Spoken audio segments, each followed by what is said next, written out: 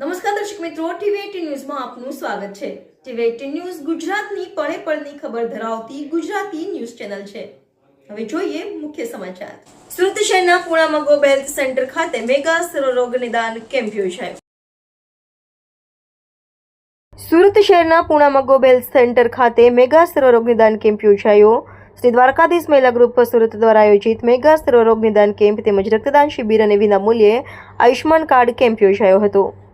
શ્રી દ્વારકાધીશ મહિલા ગ્રુપ સુરત દ્વારા આયોજિત કાર્યક્રમમાં 162 કરંજ વિધાનસભાના ધારાસભ્ય શ્રી પ્રવીણભાઈ ઘોઘારી, પૂર્વ ડેપ્યુટી મેયર દિનેશભાઈ જોધાણી, જીતુભાઈ કાછડ, મનીષાબેન આહિર, રાજેશ્રીબેન મૈસુરિયા, નરેશભાઈ ધામેલિયા, નાયબ આરોગ્ય અધિકારી મહેન્દ્ર પટેલ સાહેબ અને વોર્ડ નંબર 14-15ના કોર્પોરેટર અને કાર્યકર્તાઓ ઉપસ્થિત રહ્યા હતા।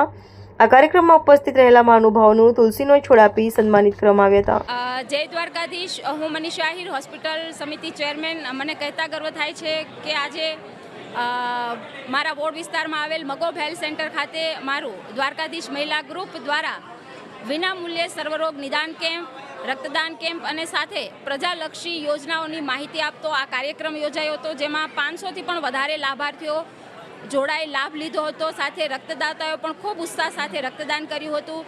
આ પ્રસંગે મારી આરોગ્યની ટીમ, ડૉક્ટરની ટીમ, સ્મીમેરની ટીમનો પણ હું આભાર માનું છું। મારી દ્વારકાધીશ મહિલા ગ્રુપનો પણ આભાર માનું છું અને અમારા કરંજના ધારાસભ્ય શ્રી પ્રવીણભાઈ ઘોઘારી સાહેબનો પણ આભાર માનું છું કે જેઓના માર્ગદર્શન હેઠળ આવા કાર્યક્રમો અમે અવારનવાર કરતા રહેતા હોઈએ છીએ, જેનો મને ખૂબ જ ગર્વ છે। ફરી મારી ટીમ, આરોગ્ય ટીમનો આભાર માનું છું।